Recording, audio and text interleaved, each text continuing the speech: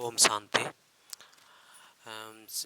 ब्रह्मा कुमारी ईश्वरीय विश्वविद्यालय के द्वारा अभी हम साप्ताहिक कोर्स का में चल रहे थे। साप्ताहिक कोर्स में 4 कोर्स हो चुका था, जिसमें हम लोग आत्मा के बारे में, परमात्मा के बारे में जान चुके थे और हम लोग सृष्टि चक्र के बारे में, सीढ़ी के बारे में, 84 जन्म के बारे में, 3 लोक के बारे में और 3 लोक के बारे में और तीन देवता जो हैं ब्रह्मा विष्णु शंकर के बारे में, शिव और शंकर के अंतर को बारे में, त्रिमूर्ति और शिव शंकर के अंतर के बारे में जान चुके थे और जन्म मरण के चक्र को जाने थे, सीढ़ी को जाने थे और सृष्टि चक्र को जाने थे।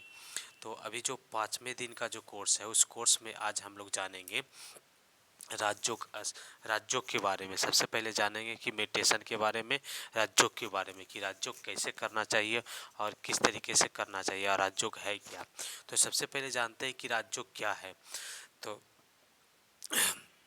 राजयोग मतलब होता है राज्य करने वाला योग, मतलब ऐसे योग जो जिससे हम राज्य कर सके अपने मन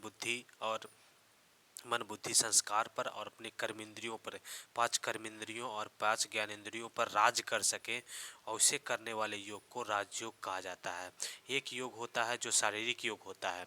जो शारीरिक योग होता है वो सभी शरीर की स्वस्थ रहने के लिए और हेल्थी रहने के लिए करते हैं, उसे शारीरिक योग कहते हैं, जिसे बाबा रामदेव के द्वारा और बहुत सारे योग शिक्षक के द्वारा कराया जाता है। उसे शारीरिक योग करते हैं, जिसमें शरीर को स्वच्छ रहने के लिए और स्वस्थ रहने के लिए किया जाता है और शरीर की बहुत सारी बीमारियों को दूर करने के लिए किया जाता है। उसे योग शारीरिक योग कहते हैं। और दूसरा होता है मानसिक योग, जो मन के द्वारा किया जाता है। उसमें शरीर का कोई योगदान नहीं होता है, शरीर सिर्फ बैठा हुआ रहता है। जैसा कि ऊपर पिक्चर में देख रहे हैं कि शरीर से सिर्फ बैठे हुए हैं और ध्यान में लगाए हुए हैं। तो इस तरह से जो योग होता है उसे मानसिक योग कहा जाता है, जिसमें मन को चलाना होता है, मन बुद्धि को चलाना होता है। तो मन बुद्धि के दो चलाने वाले जो योग होता है और उसको शुभ संकल्प देने वाले जो योग होता है, उसे क्या कहते हैं? मानसिक योग कहते हैं। जैसा कि हम लोग इस पिक्चर में देख रहे हैं कि ये बहन के द्वारा यहाँ पे योग किया जा रहा है, मानसिक योग किया जा रहा है। इनका ध्यान जो है, ये शरीर तो है बैठा हुआ स्थिर से है, लेकिन इनका ध्यान जो है कहीं और है। और वो जो ध्यान जो लगा रहे हैं वही ध्यान जो है राजयोग कहलाता है, वही मेडिटेशन कहलाता है। तो अब देखते हैं कि मेडिटेशन को क्या है, मन मेडिटेशन क्या है। एक तो शारीरिक योग और मानसिक योग के अंतर को समझ चुके। अब देखते हैं कि मेडिटेशन मतलब राजयोग जो है वो क्या है, किस तरीके से करना चाहिए। तो पहले देखते हैं कि एक, जैसा कि हम लोग देखते हैं कि कोई बैटरी होता है, तो बैटरी जब डिस्चार्ज हो जाता है तो बैटरी में पावर आती कहाँ से? बैटरी में पावर होती है जो आती है पावर से आती है, पावर ग्रिड से आती है, यानी बिजली से उसको चार्ज किया जाता है। तब उसमें बैटरी में क्या आती है? ये आती है, बैटरी में आती है करंट आती है। तो बैटरी में जो करंट आती है तो वो आती है करंट कहाँ से आती है उसको देखना है। तो बैटरी के एग्जांपल के माध्यम से हम लोग देख सकते हैं यहाँ पे कि बैटरी एक है। यहाँ पे देख रहे हैं कि कोई बैटरी होता है, बहुत सारे बैटरी होता है। उस बैटरी को क्या करते हैं हम लोग? चार्ज करते हैं। तो चार्ज करते हैं कहाँ से? पावर ग्रिड से चार्ज करते हैं। उसमें तार को जोड़ते हैं, तब उसमें जो करंट होता है वो बैटरी में आ जाता है, वो बैटरी में आता है। तो इस तरह से बैटरी क्या होता है? वो चार्ज हो जाता है। उसके बाद फिर बैटरी के माध्यम से हम लोग क्या कहते हैं, लाइट को चलाते हैं, पंखा को चलाते हैं, कुछ भी कार्य को करते हैं जो पावर से किया जाता है। तो एक छोटे रूप में बैटरी जो है पावर का ही एक रूप हो जाता है। उसी प्रकार से आत्मा जो है डिस्चार्ज हो जाती है। उसी प्रकार से आत्मा जो है डिस्चार्ज होती है, काम करते करते जो है थक जाती है। तो जब थक जाती है आत्मा, तो क्या करती है कि वो उसे चार्ज करना होता है। तो आत्मा में होते ही बहुत सारी गुण होती है, शांति होती है, शक्ति होती है, गुण होती है, पवित्रता होती है, सुख होती है, प्रेम होती है, आनंद होती है। तो वो जो है कार्य करते करते आत्मा में क्या होती है? वो समाप्त हो जाती है। तो वो चीज़ लेना होता है परमात्मा से लेना होता है। सुख, शांति, पवित्रता, ज्ञान, शक्ति, प्रेम, आनंद, ये सब लेना होता है। तो उसको लेने के लिए क्या करते हैं? हम अपनी बुद्धि का तार, मन के जो बुद्धि है, उस मन के बुद्धि के तार को क्या करते हैं? जोड़ते हैं। मन के बुद्धि को तार को क्या करते हैं? जोड़ते हैं परमात्मा से, मन के बुद्धि को तार को जोड़ते हैं परमात्मा से, तब क्या होता है कि वो जैसा कि हम वो क्या है राजयोग कहलाता है। और उसमें योग उसमें ध्यान लगता है। जैसे कि हम देखते हैं कि एक पिक्चर के माध्यम से हम देखेंगे कि यहाँ पर क्या होता है कि मन को जो है मन और बुद्धि को परमात्मा के साथ में यहाँ पे जोड़ा गया है। जोड़ करके यहाँ पे दिखाया गया है कि किस तरीके से मन बुद्धि जो है परमात्मा से जोड़ते हैं। तो क्या होता है, वो मन बुद्धि जब परमात्मा से जोड़ते हैं तो वो क्या होता है कि उसमें आत्मा में ज्ञान गुण शक्ति और प्रेम आता है। तो इस तरह से जो परमात्मा जैसे बैटरी को डिस्चार्ज हो जाता है तो तार के माध्यम से उसको चार्ज किया जाता है। उसी प्रकार से जब आत्मा डिस्चार्ज हो जाती है तो मन बुद्धि रूपी तार से परमात्मा से जोड़ना होता है। जो परमात्मा से जब जोड़ते हैं तो मन बुद्धि के माध्यम से आत्मा में क्या आती है, गुण और शक्तियाँ और पवित्रता और शांति आती है। और फिर से वो आत्मा जो है चार्ज हो जाती है और वो कार्य करना शुरू कर देती है। तो आत्मा को चार्ज करने का जो तरीका है, चार्ज करना ही, आत्मा जब डिस्चार्ज हो जाती है, आत्मा में जो गुण और शक्तियाँ समाप्त हो जाती है तो उसको चार्ज करना ही क्या कहलाता है, राजयोग कहलाता है। आत्मा में पवित्रता सुख शांति प्रेम परमात्मा से लेना, खो जाने पर वो लेना और लेने की जो क्रिया है उसी को राजयोग कहा जाता है, उसी को मेडिटेशन कहा जाता है। तो अब देखते हैं कि जैसा कि कुछ लोग कहते हैं परमात्मा को मेडिटेशन करना, योग करना, एक याद करना भी कहलाता है। जैसा कि हम लोग मन से किसी को याद करते हैं, कोई रिलेशन है फैमिली है तो उसको याद करते हैं। तो याद करने के लिए क्या माध्यम अपनाते हैं, फ़ोन के माध्यम से याद करते हैं या तो फिर मन के माध्यम से भी याद करते हैं। तो किसी भी व्यक्ति से जब प्रेम होता है तो उसे याद क्या करना पड़ता है, याद करना पड़ता है कि याद स्वतः आती है, याद स्वतः आती है। तो उसी तरह से जैसा कि हम देखते हैं कि जो ये राजयोग है तो इस राजयोग के अंदर में देखते हैं कि परमात्मा से जब मन बुद्धि का तार हम जोड़ते हैं तो उसमें जो चार्ज होना शुरू होता है। तो परमात्मा से क्या है कि बातचीत करना, राजयोग क्या है, परमात्मा से बातचीत करने का जैसा है। जैसे कि कोई जो है मनुष्य बात करती है फ़ोन के माध्यम से, तो वो तो फ़ोन के माध्यम से बात करना हुआ, वो पेटकली होता है। उसी तरह से कोई आत्मा जो है दूसरे आत्मा को याद करती है, जिससे प्रेम होता है स्नेह होता है, उसको याद करती है। तो याद करना नहीं पड़ता, याद स्वतः आ जाती है। जैसे कोई किसी से प्रेम करता है प्रेमी प्रेमिका, तो उसको क्या होता है कि वो याद करना नहीं पड़ता है, वो स्वतः याद आ जाती है, वो हमेशा याद आते रहता है मन में। उसी तरह से यदि हमें परमात्मा से प्रेम है और परमात्मा से यदि हमने प्रेम किया है और तो परमात्मा की जो प्रेम की जो शक्तियाँ हैं, प्रेम है और आनंद है, परमात्मा का जो गुण है, शांति है, शक्ति है, आनंद है, प्रेम है, सारी जो शक्तियाँ हैं परमात्मा वाला, वो हमारे अंदर में आएगी। सारी शक्तियाँ परमात्मा के जो भी गुण है वो हमारे अंदर में आएगी और अंदर में आकर के क्या होगी कि वो हमारे अंदर में समा जाएगी। तो इस तरह से जो हम ध्यान लगाते हैं, परमात्मा को याद करते हैं, तो हमारे अंदर में वो शक्तियाँ ज्ञान आती है, ज्ञान गुण शक्तियाँ आती है। और वो जिस तरह से और वो उसके लिए एक होता है कि स्पेशल बैठ करके याद करना, परमात्मा को मन बुद्धि को तार जोड़ करके बैटरी की तरह चार्ज करना उसको। और दूसरा होता है याद की तरह, मैंने जैसे टेलीफोन से हम किसी को याद करते हैं या तो मन से किसी को याद करते हैं, उसी तरह से परमात्मा को मन से याद करके हम उनके गुण को, शक्ति को और जो भी शक्तियाँ हैं परमात्मा के अंदर में, उसको हम प्राप्त कर सकते हैं। उसी को राजयोग कहा जाता है। तो राजयोग मतलब बैटरी चार्ज करना हुआ, राजयोग मतलब हुआ चार्ज करना। जैसे मोबाइल का बैटरी चार्ज करते हैं, डिस्चार्ज हो जाता है तो फिर रिचार्ज करते हैं। तो उसी तरह से मनुष्य का जीवन जो है मनुष्य आत्माएँ भी डिस्चार्ज होती है और उसको चार्ज करना होता है। तो चार्ज करना ही राजयोग कहलाता है। बैटरी चार्ज करना राजयोग, जिस तरह से बैटरी चार्ज होता है उसी तरह से मनुष्य आत्मा को चार्ज होना राजयोग कहलाता है।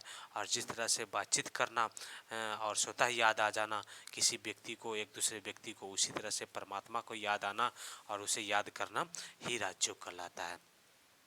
ये इसे सरल योग भी कहते हैं, ये आसान योग है, इसमें कोई कुछ पूजा पाठ नाम अथी मंत्र जाप ताप ये सब करने की ज़रूरत नहीं पड़ती है।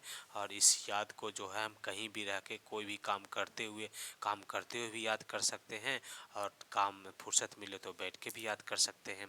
तो इसी को मेडिटेशन और राजयोग कहा जाता है। और ये राजयोग और मेडिटेशन जो किस तरीके से करना चाहिए, उसके करने का जो मन बुद्धि को किस तरह से हम परमात्मा की तरफ ले जाएंगे और परमात्मा के किस तरह से शक्तियाँ हम प्राप्त करेंगे, उसका जो है मेडिटेशन कमेंट्री वाला जब साप्ताहिक कोर्स समाप्त हो जाएगा तो उसका हम मेडिटेशन कमेंट्री को बताएंगे बना करके, और उसमें योग करके बताएंगे।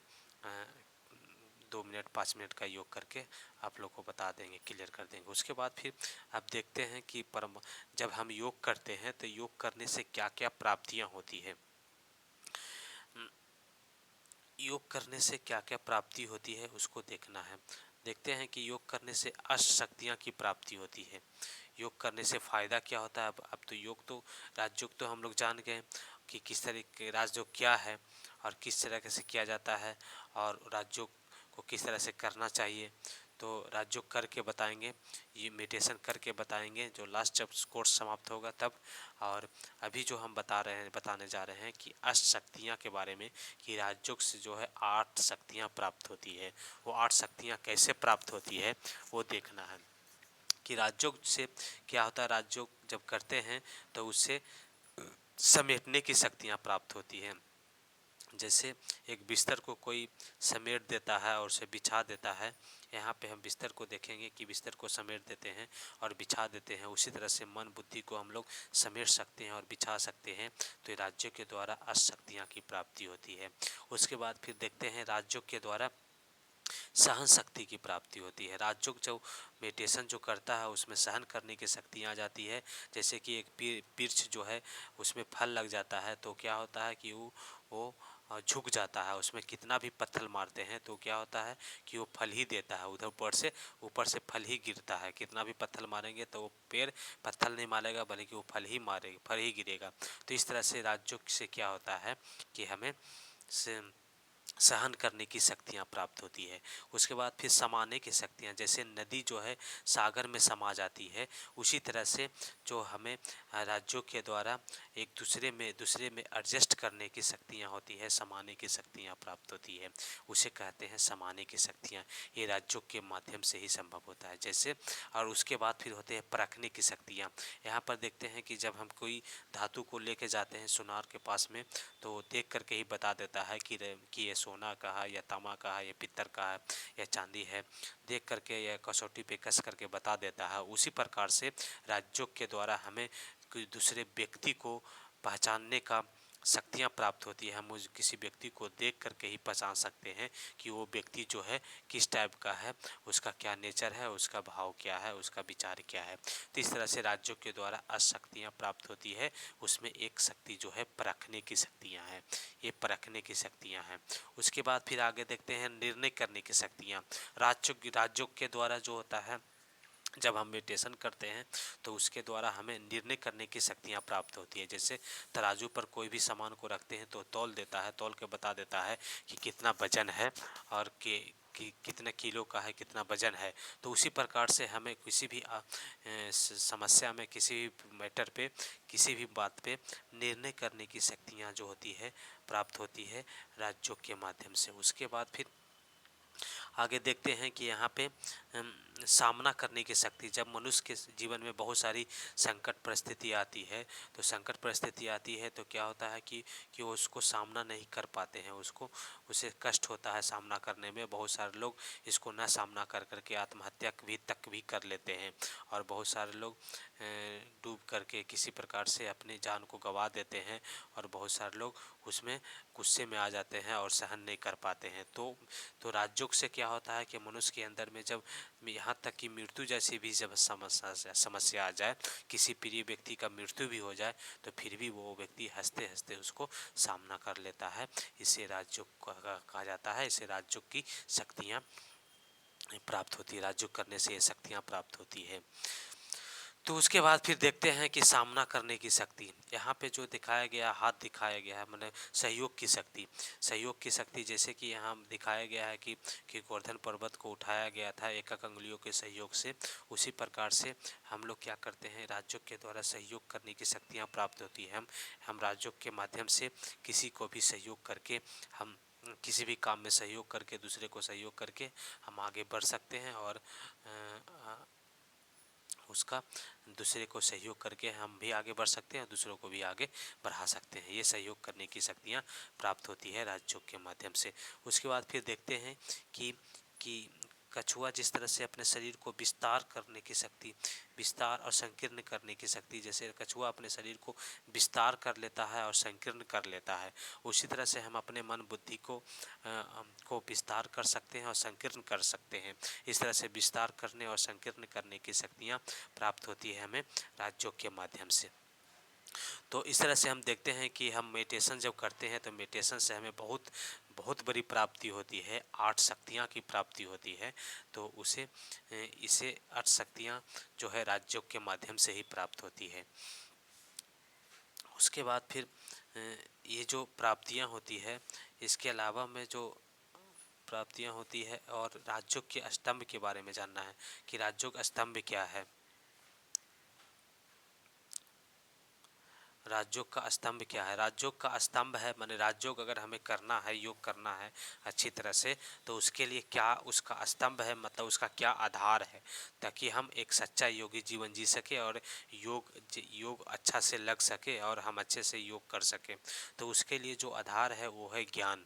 कि सबसे पहले जैसे अभी मेडिटेशन करने की बात, हम मेडिटेशन कोर्स की बात करते हैं कि मेडिटेशन करने के लिए हम कोर्स करवाते हैं। पहले ब्रह्मा कुमारी के द्वारा कोर्स कराया जाता है। तो ब्रह्मा कुमारी के द्वारा कोर्स इसलिए करवाया जाता है ताकि पहले ज्ञान की प्राप्ति हो, तभी तो योग करेंगे। बिना ज्ञान का योग नहीं कर सकते हैं। जानकारी होगा कि किस तरीके से योग करना है, तभी तो योग कर सकते हैं। तो इसीलिए पहले योग बताया जाता है, पहले योग बताया जाता है करने के लिए, तब उसके बाद फिर हम लोग क्या कर सकते हैं, उसको योग करने के बाद ही हम क्या कर सकते हैं, योग, हाँ, ज्ञान जानने के बाद ही योग करने सकते हैं, साप्ताहिक कोर्स जानने के बाद। और उसका जो स्तंभ, राजयोग का स्तंभ है, एक ज्ञान है, उसके बाद फिर योग है। योग भी जो है उसका स्तंभ है। ब्रह्मचर्य जीवन, सच्चा योगी के जीवन में जो है ज्ञान के साथ साथ में योग, और योग के साथ में उसका जो है धारणा। धारणा मतलब हम पवित्र जीवन जिएंगे और हम अच्छी तरह से खान पान रखेंगे और खान पान में शाकाहारी जीवन को अपनाएंगे, तब हमारी जो है योग, और हल्के भोजन करेंगे, ज़्यादा ऐसा इतना ज़्यादा नहीं खा लें ताकि योग करने के लिए बैठें तो नींद आ जाए। तो इस तरह से हल्का भोजन जो करना और ये शाकाहारी भोजन करना योग के लिए जरूरी होता है। और सेवा जो होता है, एक होता है सेवा, ये राजयोग का स्तंभ है। तो राजयोग के स्तंभ में सेवा होता है। सेवा मतलब हम दूसरे की सहायता करना, सेवा करना, दूसरे के प्रति सहयोग और समर्पण रखना, दूसरे के प्रति सकारात्मक नज़रिया रखना, ये सब जो है राजयोग का स्तंभ है। अगर हम ऐसा रखेंगे विचार दूसरे के प्रति, तभी हम मेडिटेशन और योग कर पाएंगे। ठीक है, तो ये सब जो है राजयोग का स्तंभ है। और राजयोग के द्वारा सबसे बड़ी जो प्राप्ति होती है, जो लोग योग करते हैं, तो योग करने के दरम्यान में क्या होता है कि हम लोग परमात्मा से प्राप्त जो करते हैं, जो सबसे बड़ी जो शक्तियां हैं वो प्राप्त करते हैं। वो कौन कौन सी शक्तियां प्राप्त करते हैं? ये तो शक्तियां तो स्वतः प्राप्त हो जाती है, लेकिन जब परमात्मा से जब योग हम लोग करते हैं तो वहाँ से हम लोग लेते हैं क्या? सुख। परमात्मा से लेते हैं सुख, शांति, पवित्रता, आनंद, ये सब लेते हैं। सुख, परमात्मा सुख का सागर है तो उनसे सुख लेते हैं। परमात्मा शांति का सागर है तो उनसे शांति लेते हैं। परमात्मा पवित्रता का सागर है तो उनसे पवित्रता लेते हैं। परमात्मा ज्ञान का सागर है तो उनसे ज्ञान लेते हैं।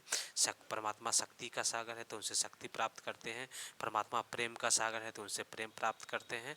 और परमात्मा आनंद का सागर है, इसलिए परमात्मा से आनंद की प्राप्ति करते हैं। यही सब जो 7 गुण है परमात्मा का, जो मोस्ट इम्पोर्टेंट जो 7 गुण है, उसी 7 गुण को परमात्मा से लेना, अपने अंदर में समाना ही राजयोग का मुख्य उद्देश्य होता है।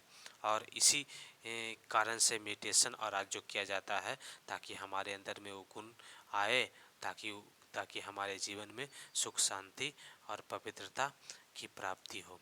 तो इस तरह से हम आज के कोर्स के माध्यम से हम लोग जाने कि मेडिटेशन क्या है, राजयोग क्या है और अष्टशक्तियाँ, मेडिटेशन से क्या क्या प्राप्ति होती है, अष्टशक्तियाँ की प्राप्ति होती है और राजयोग का स्तंभ क्या है। माने राजयोग का स्तंभ है ज्ञान, योग, धारणा और सेवा। तो इस तरह से जो अभी जो है पाँचवा कोर्स का 5वां वीडियो था, 5वें दिन का कोर्स था, और अब जो छठा और 7वां 2 कोर्स और रह गया है जिसको हम जल्द ही समाप्त कर देंगे। तो प्रजापिता ब्रह्मा कुमारी ईश्वरीय विश्वविद्यालय के द्वारा जो ये कोर्स बनाया गया है, साप्ताहिक कोर्स, वो राजयोग करने के लिए ही बनाया गया है। और इस कोर्स को हम लोग अच्छी तरह से समझ लेंगे तभी हम लोग योग कर पाएंगे, और योग करने के लिए जो है बहुत ही नेसेसरी है। तो हमारे जो चैनल है अमरदीप ज्ञान सागर सेंटर, इस चैनल के माध्यम से हम फिर अगली बार हम सुनेंगे छठा ज्ञान का जो कोर्स होगा, वो छठा कोर्स को सुनेंगे। और इसी के साथ में हम अभी विदा लेते हैं और नेक्स्ट वीडियो के साथ में, नेक्स्ट कोर्स के साथ में फिर मिलेंगे।